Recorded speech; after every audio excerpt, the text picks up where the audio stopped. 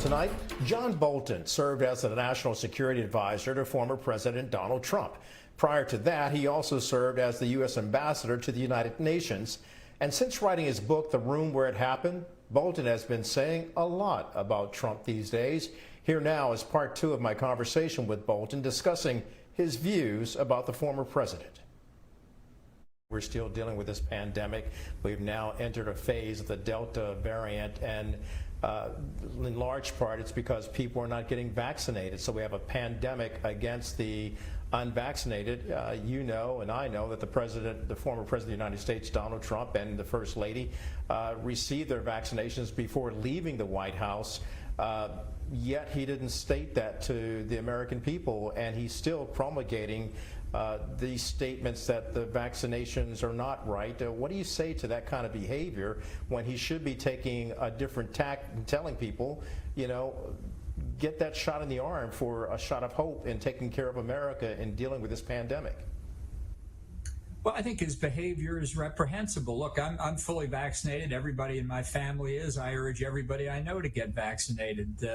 As a little boy, I got the Salk polio vaccine that ended something that everybody in America feared. Today, nobody talks about polio. This is the way to go. George Washington, for goodness sakes, in the 1770s, ordered that the Continental Army be inoculated against smallpox. Now, look, if it's good enough for George Washington in the 1770s, it's good enough for us today. And Trump's hiding, really, the fact that he's been vaccinated while intimating that you don't need to be vaccinated by supporting people who are just spreading untruths about it.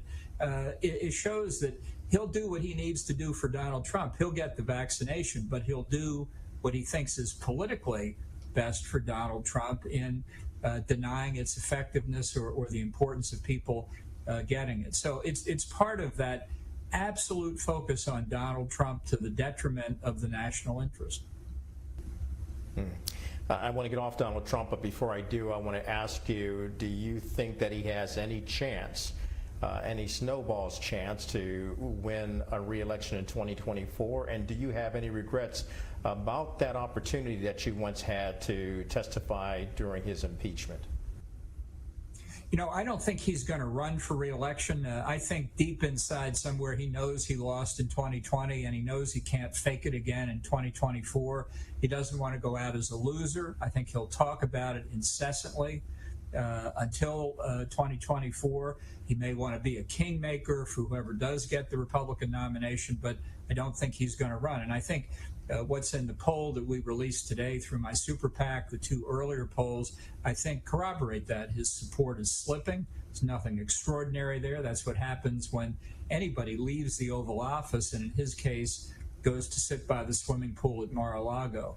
As far as the impeachment goes, I thought, and I've written about this in the book, I thought it was badly mishandled.